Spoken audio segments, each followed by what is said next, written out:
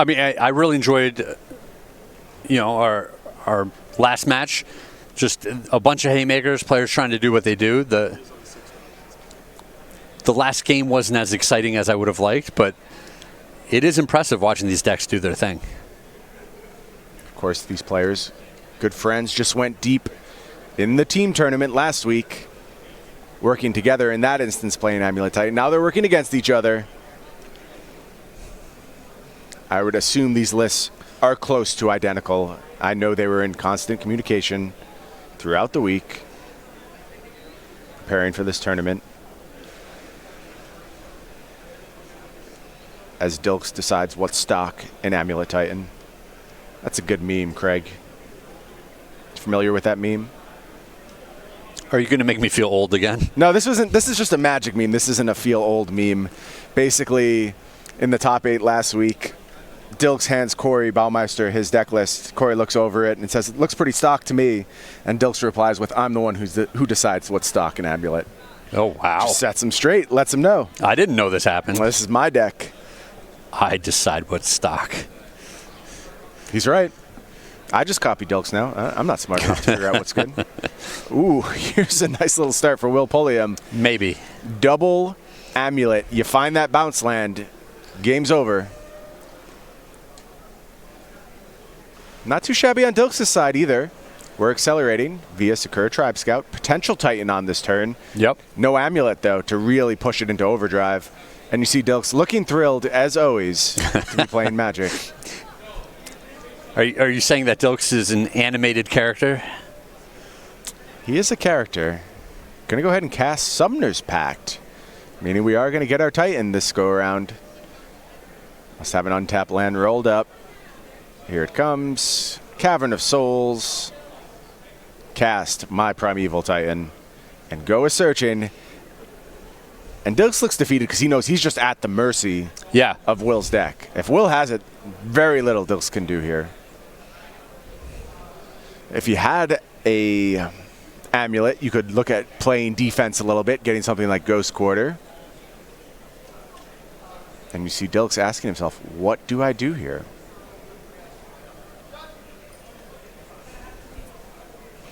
Close your eyes and pray, I think, is the best strategy. Yeah, I mean, if you're in Dilks' seat, he's in a spot where he probably can't even win next turn, right? Wouldn't think so. He can shore up his position quite a bit. He's going to have to pay for the Pact, which is going to tie up so much of his mana.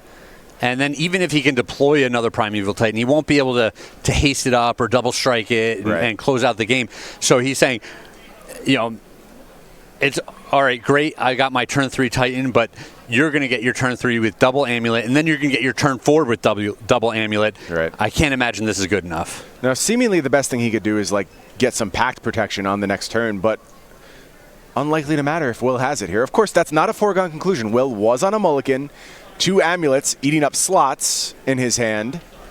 Looks like he may have drawn the Slayer's Stronghold too, which is actually pretty problematic, depending on what else is in hand. Could slow him down a bit. Yeah, he would need something like a Souza. Maybe, he needs the Karoo to start the chain. But now you're asking for a lot of cards, Craig. Yeah, yep. So it looks like he has the bounce land. I see Golgari Rot Farm.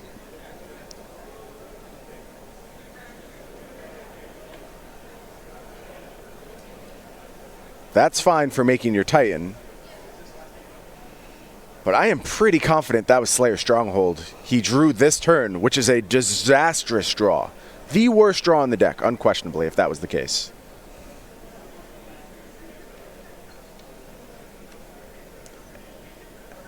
Yeah, and he fanned by the Boros Garrison.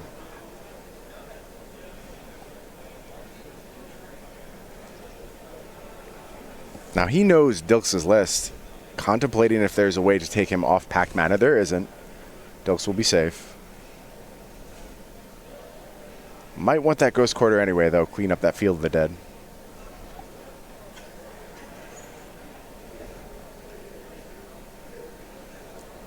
Wow, Pulliam absolutely foiled by that draw step.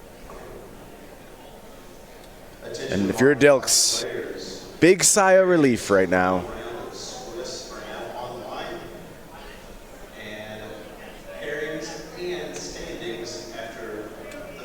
Pulliam just going to go ahead and cast Once Upon a Time. There's an Azusa. Gemstone Mine. Yeah, Azusa seems right to me. This all but guarantees lethal on the next turn. This turn didn't go quite how Will drew it up.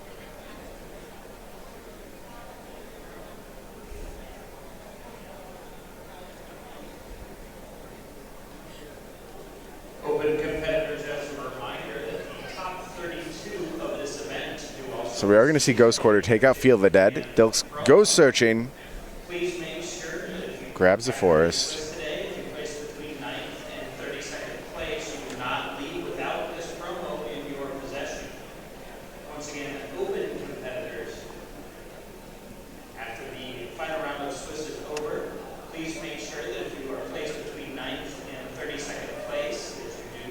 And the turn passes back to Mathew Dilks. Yeah, I gotta say, Brian, I love watching these matchups, but it's real hard to commentate on. Like, there's very little interaction between the two decks. Yeah, welcome to Modern, Craig. Often things go this way. I can't dispute that fact. I find it interesting, like you said, but I mean, this matchup is draw dependent. Who drew better is going to decide this matchup 99% of the time. Well, yeah, and especially against two players of this caliber. That's what I was about to say. When you have two players that are this proficient, you know they're not stumbling around making mistakes, and that's what's going to cost one of them the game. Correct.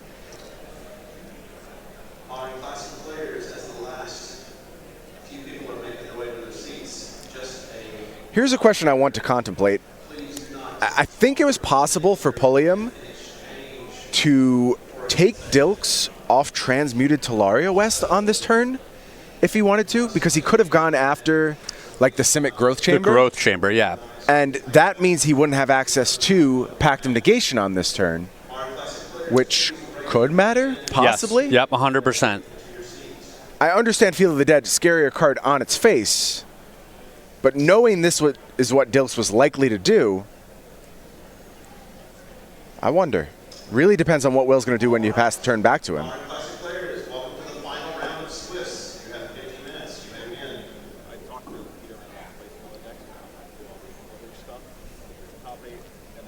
It looks like Summoner's Pact is going to be the play here for Dilks. Goes and gets another Primeval Titan. Has Castle Garenbrig. Okay, second Titan is on the menu then.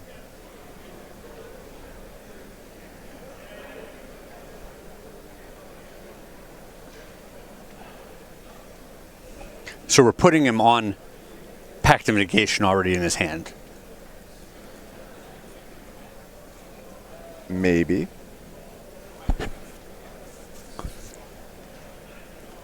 That seems to make a lot of sense, unless you just don't think Pact of Negation is good enough.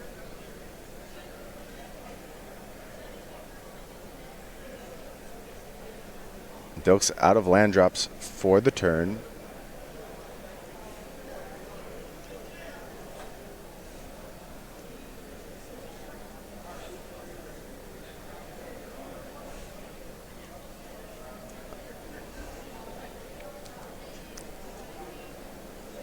Double Amulet Primeval Titan is just supposed to be lethal, Craig. That's the way it goes. You're supposed to win the game from this spot.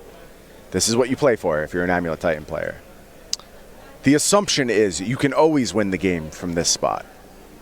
The problem is, untap Ghost Quarter across the battlefield is throw intervention plans. And he sacrificed one of his resources in using his own Ghost Quarter last turn.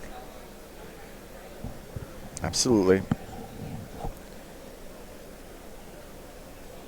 Here is a lot of mana. Would assume 4.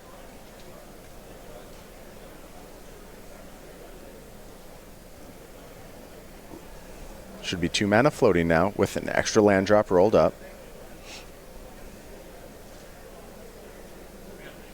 Those dice to indicate that mana. We see Azusa in hand.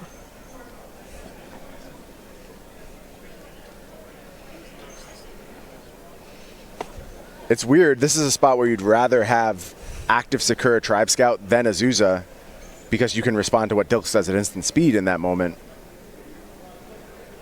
Sure, with the Ghost Quarter on the other side. Yep.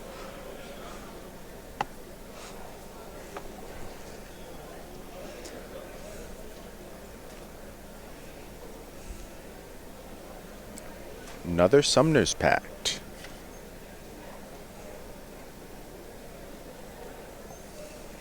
Okay. Has the mana to cast that Titan. Little puzzle solving here for Will Pulliam, trying to play through that untapped Ghost Quarter. And he's searching. It looks like this thing's resolving. It is. Yeah, and going to be able to get a lot of mana, guaranteeing an activation on that Slayer Stronghold. We are still taking registration for our $15 Corona Beldrain booster drafts. We do have a couple of spots remaining in our next booster draft of the day. At 4 o'clock, these drafts. I think what is less guaranteed may be the Sunhome activation.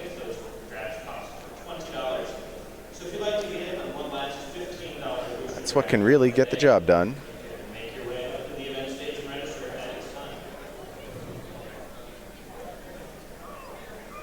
All kinds of mana floating now. A little bit of red, a little bit of white, a little bit of blue. Still a land drop left from that Explorer. There is the Slayer's Stronghold. New Titan gets haste. 8/6 Vigilance.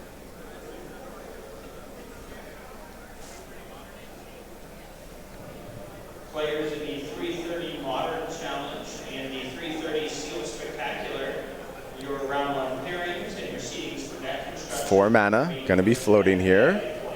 Please find your seats. That's going to cast Azusa.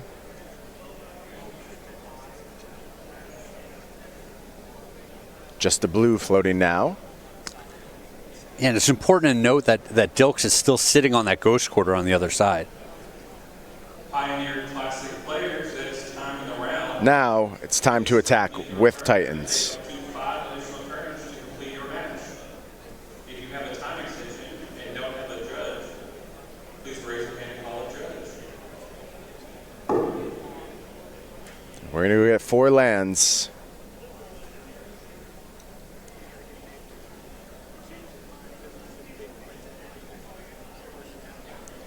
Looks like Vesiva's 1.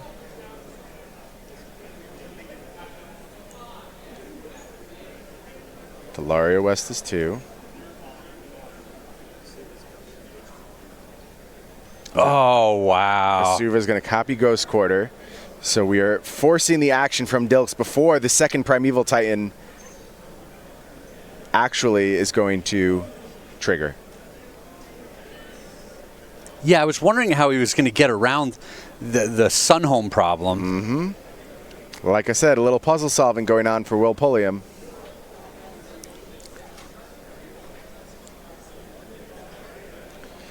You got to get double strike on both of those Titans if you're going to have lethal on this turn. Do we have that right now? I believe the answer is yes. You believe he has lethal? I think it depends what Dilks does with this Ghost Quarter. Well, he still has 10 points of toughness, Dilks has, that he can block with, right? Okay, I missed the zombies. I'm sorry. You are correct. Unsurprisingly, this battlefield has gotten complicated. I was just accounting for trampling over the Primeval Titan.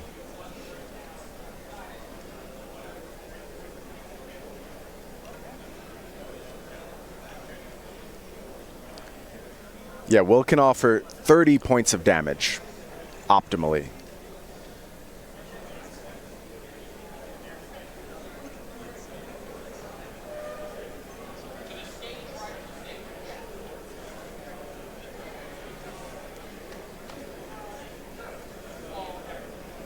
Dilks really having to think here.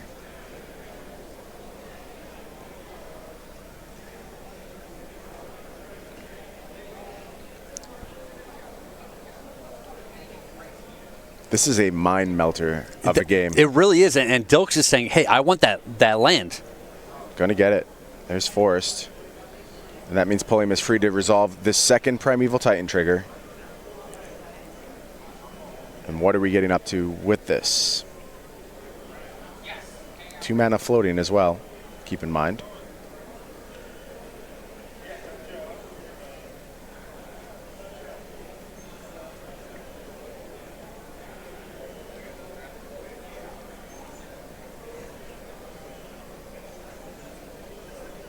A mind melter, you called it. Understatement. Are we going zombies? Are we going Sunhome? If Sunhome isn't lethal, then it is unlikely to matter. What you want to do is make sure that Tolaria West gets transmuted somehow. Shore up your battlefield position to the extent you can. That seems to be what's most important here.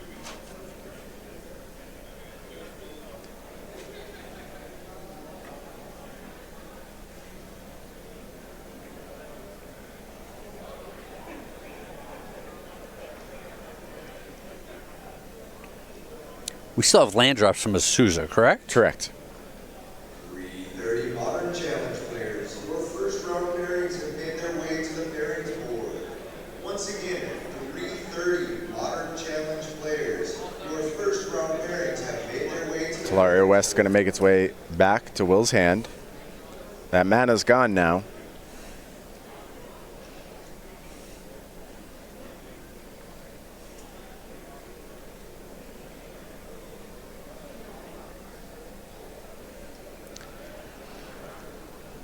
And Dilks has to consider blocks now.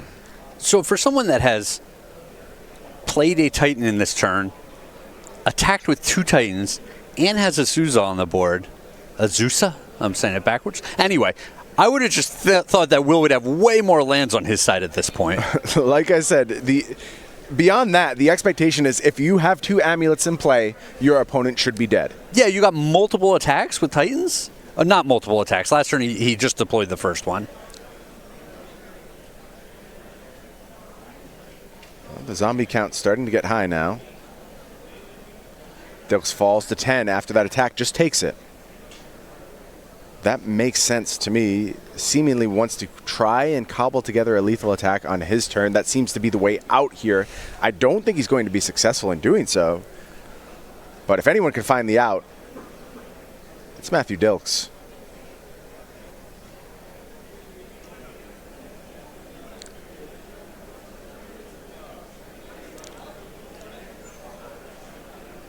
Will going to go ahead and grab a pact. It's going to be Summoner's Pact again. Saying, I'm definitely going to want that 3rd Titan on my next turn to close this one out.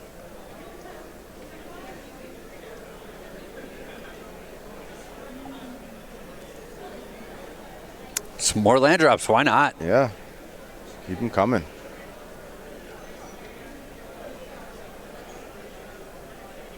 More lands for Pulliam. More mana. More zombies. More zombies. Can we just cast Titan right now? I think the answer is yes, pretty clearly. Or do we just transmute this Tolaria West as well? Looks like we're Summoner's Pacting again. I don't even know what's going on here. This is an absurd turn of magic. Primeval Titan comes down, gonna grab 2 more lands. Make more zombies. Gain a little life with Radiant Fountain, looks like.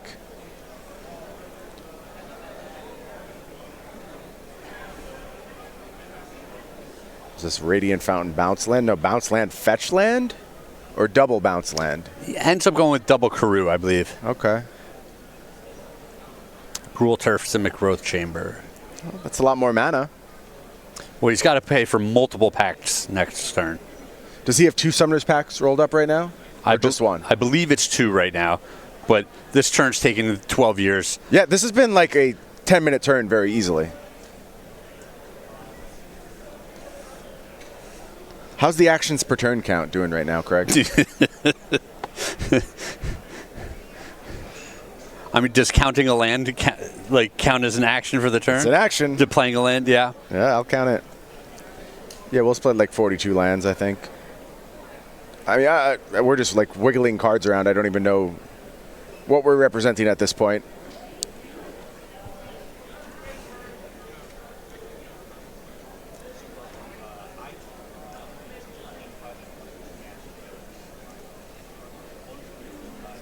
I'm assuming we were laying out some pact payments or choosing our bounces. Lands are flipping over left and right. Both of those things, I believe, is the case here. Mind Melter. Transmute Talaria West. Yeah, I think now he's saying, I get the blue pact.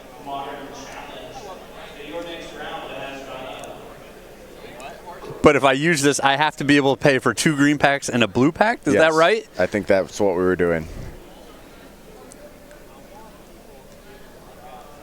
I have a feeling that if Dilks has not scooped, he thinks there's an out in his deck. Like, he knows. Will's hand is face up. He knows what Will has. I think Dilks might be playing just to do this to us. Just to torture us personally? That's possible. Not the hero we want. I wouldn't put it by him. The hero we deserve. We do deserve this. I agree with you, Craig. We're going to pay some packed mana over on Dilks' side.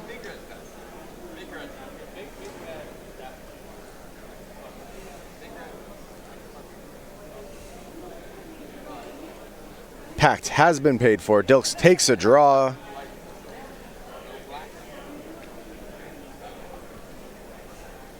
Tanks for 15 to 20 minutes.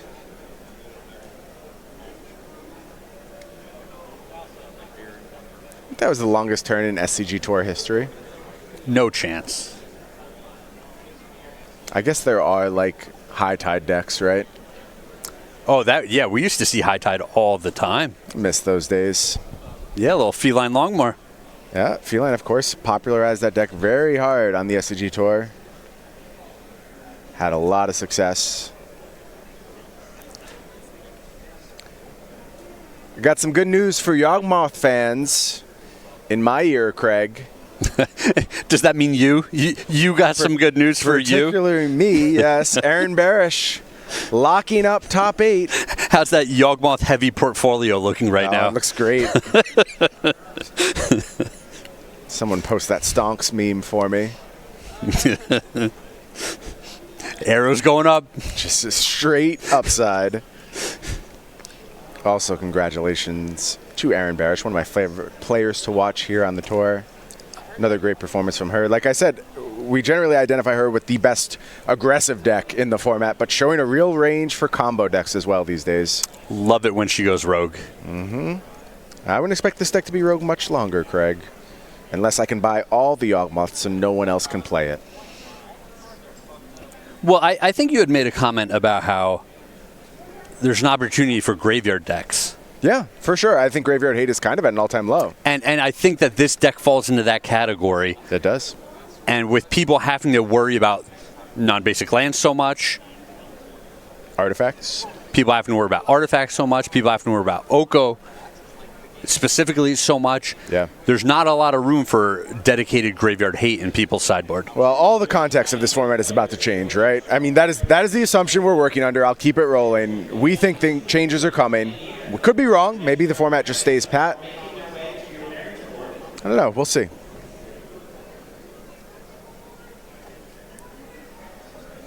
So Dilks going to go ahead, transmute a Talaria West. Look at the reminder dice on Pulliam's deck.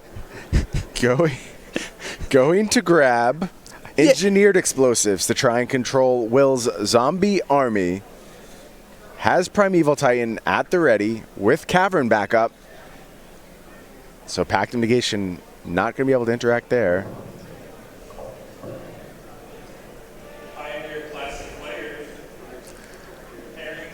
So Will pacted on the engineered explosives or got used? I believe Dilks cast a Summoner's Pact to And start things that's off. what was Pact of Negation. That got Pact of Negation. Thank you. You always pact a pact, right? They have to. You can't triple stamp a double stamp. Right. Now Dilks ready to attack with those Primeval Titans.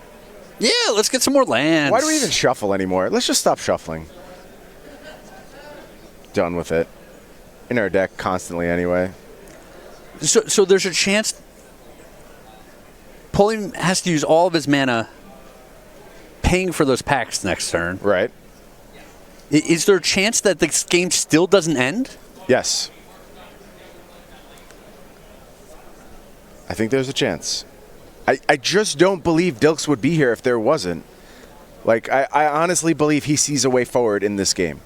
He at least had a live draw going into this turn, and if he's still playing, he either thinks he can do something or he thinks there's a possibility Will can mismanage his turn to not find lethal. Yeah, I mean, my surprise isn't that Dilks isn't scooping. It's that these double Amulet of Vigors with multiple Titans with Azusa can somehow not just close out the game. Wild. And it's all because Will drew that Slayer's Stronghold in that one draw step. I mean, this is like a 3-minute game otherwise.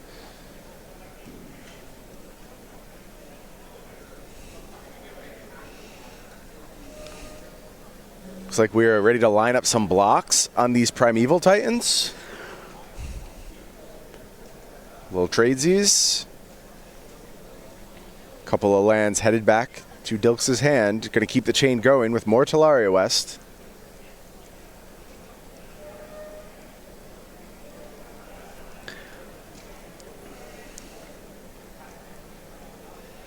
I mean, Will has the Primeval Titan advantage right now. You can see the onus to just clear the board of Primeval Titans, but you want to present lethal on the swing back for sure. Yeah.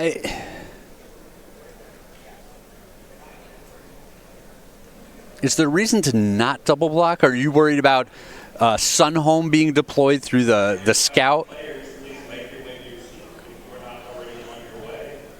You certainly have to consider it, and it looks like this is going to get the job done. Dilks has had enough. And after a 28-minute game one where there were only like 5 turns played, like that was not a long game as far as turn count goes. I'm exhausted. I'm going to take a nap for the second game here. Craig's going to cover that on his own. Very excited to hear that. I'll get you through the sideboarding first, Craig. How about that? We'll start over on Mathew Dilks' side. There we see 3 Dismember, 3 Mystical Dispute, 2 Beast Within, 1 Tectonic Edge, 1 Radiant Fountain, 1 Engineered Explosives, 1 Field of the Dead, 1 Reclamation Shade, 1 Ramunap Excavator, and 1 Tireless Tracker. And you know what, Craig? This is doing double duty because they are card for card, the exact same sideboard. And I think the exact same 75. I would expect so. The big question I have here is, do these players feel like the play draw changes how you sideboard? So potentially when you're on the play, you want Beast Within, but when you're on the draw, it's a little too slow and you don't want it. I wonder if there's decisions like that going on. Same thing with something like Ramunap Excavator, the Reclamation Stage. I wonder if these cards change in texture depending who's on the play and who's on the draw. There's also the fact that they worked together, and at some point they have discussed how do you sideboard in the Amulet Titan Mirror. So now, having discussed that and knowing what your opponent is apt to do, there's another level? Do you alter your plans at all? I mean, it has to at least be considered. I don't know if there's that much wiggle room in the plans, but you got to think about it. If I'm not saying this is the case, but say one of the players is anticipating that all the Mystical Disputes come in, then there's kind of an onus not to bring in the Mystical Disputes, knowing your opponent has to play around it anyway and just getting 3 more good cards. Very possibly. But also we've commented a couple different times how the best answer to a Mystical Dispute is your own Mystical Dispute. I know. I don't know if that's the route these players are going to go down, but it's just funny the head games you can start to play with each other when you've worked so closely on the archetype. And now you're playing the mirror match for a top 8 berth. Yeah, and I'm still not sure what happened in the first game. Hopefully they know. Yeah, it feels like Will should have been able to punch through a little bit more damage, but like I said, that awkward draw really doomed his explosive hand.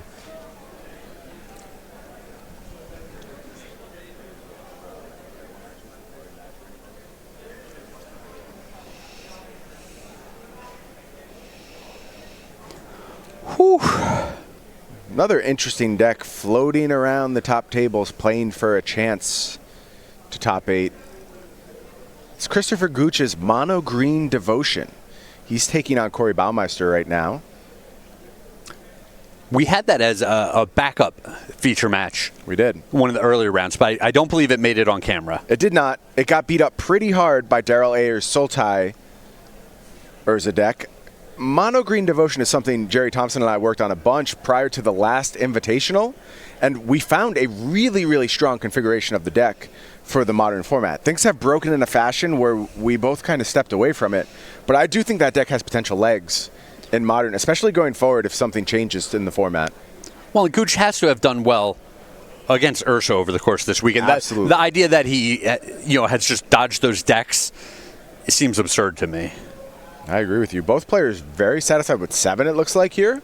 Kind of rare for Amulet, but you see why. Dilks starting on turn 1, Amulet of Vigor. I am told Will did take a mulligan. So Will down a card, Dilks keeping 7.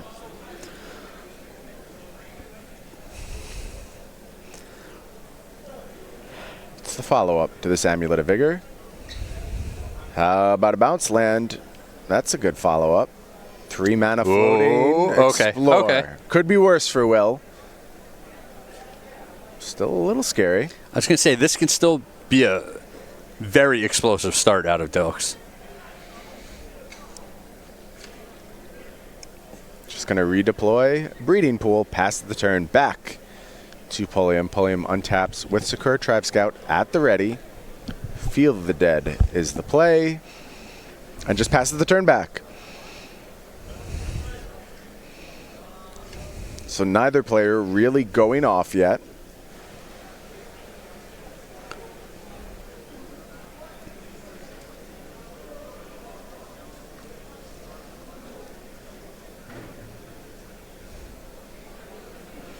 Yeah, the Scout does represent some interesting wrinkles.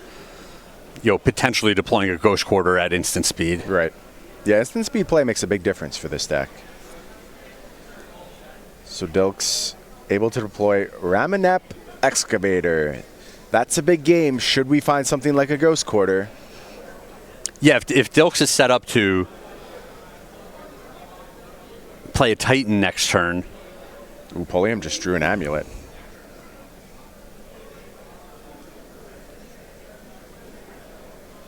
Tribe Scout. Castle Garenbrig. How about Primeval Titan? Gonna work. Once again, Will Pulliam, first Titan on board, and you see how critical Castle Garenbrig has proven itself to be to this deck.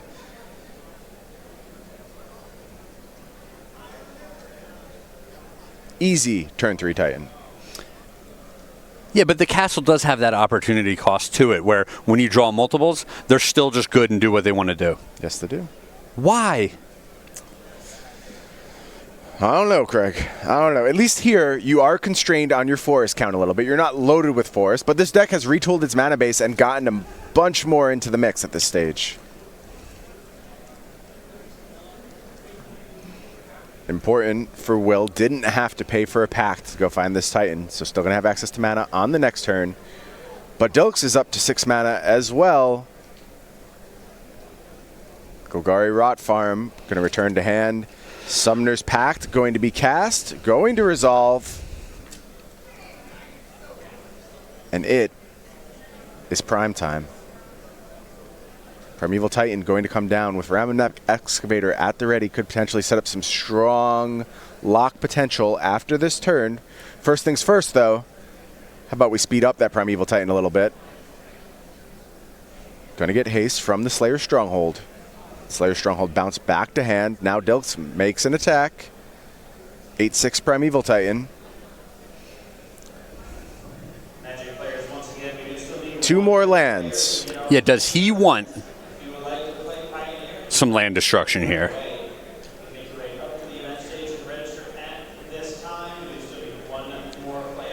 It's an interesting call.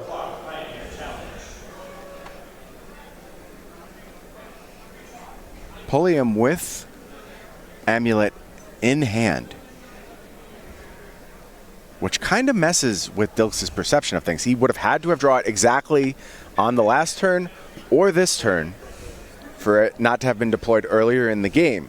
So Dilks thinks the odds of him having Amulet are very small, and it drastically changes what Will Pulliam is capable of on his turn when that Titan attacks.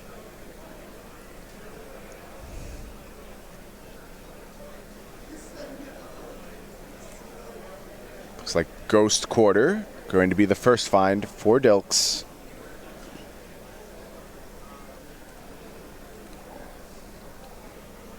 Oh, just get the tech edge. Get them both. I was going to say, do we know that he has the tech edge available to him? I would assume it has come in. I don't know that authoritatively. Well, I'm saying it could just be sitting in his hand. That as well. Yeah. You never know. Unless you've seen the hand, you never know with Amulet Titan. A lot of one-ofs. A lot of branching decision paths. Looks like ultimately we are going to go with a Ghost Quarter and a Castle Garenbrig. Unfortunate for Dilks that we do have a pack to pay for on the next turn. Will Pulliam not burdened by any of those concerns. Lots of mana available when we untap. Yeah, the natural Titan's the best Titan to have. Unquestionably. No such thing as a bad Titan, but the natural Titan, whole other level. Oh, maybe the red Titan is a bad Titan. No. There's no need to be nasty to Inferno Titan. It has its time and place. It still sees occasional play. That is fair. So I ran through the whole list of Titans. That's the worst one you came up with? And Sun Titan was the easy one. Of course the white one's the worst one. No, get out of here. Easy one to pick on. Get out of here. They've all seen play at points. They have all seen play, unquestionably. I would actually say the one that has seen the least play since its days in Standard would be Frost Titan. Sure. But it was so good in Standard. It was so good in Standard, and it's still kind of like a cube all-star. Okay. Where you see it pop up. You know, you don't see the white Titan very often. You don't see blue Titan very often, but they are in the cube. There is a point, and this is insane to say right now, where like Sun Titan Control in Modern was tier 2-ish. Like it was respectable. Can you imagine playing Sun Titan Control these days? Yeah, there was a point where you could do kind of your own fun, unique thing in Modern. Not anymore. Not anymore, unless you're Aaron Barrage. It's true. She's figured it out. Has the secret sauce. Kogari Yawgmoth certainly going to be one of the talks of this tournament, regardless of how she finishes. Still a lot of room to put a cherry on top, though. Imagine winning the tournament. Yeah, so she took some shots at me off camera. Love it. Support that entirely. And I was like, all right, what goes around comes around. I'll have my time. And then she just kept winning. So you didn't get the shots. Sorry about that, Craig. Yeah, me too. So Pulliam is able to deploy that amulet. And like I said, it just changes the whole complexion of what this attack means. It's now able to get a Tectonic Edge. Also looks like it's going to return a Vesiva to Will's hand. And that is going to get the handshake from Mathew Dilks. What was going to happen there was Will was going to take Dilks off of his packed mana, I believe, and just leave him with no outs. I think even if he doesn't take him off the packed mana,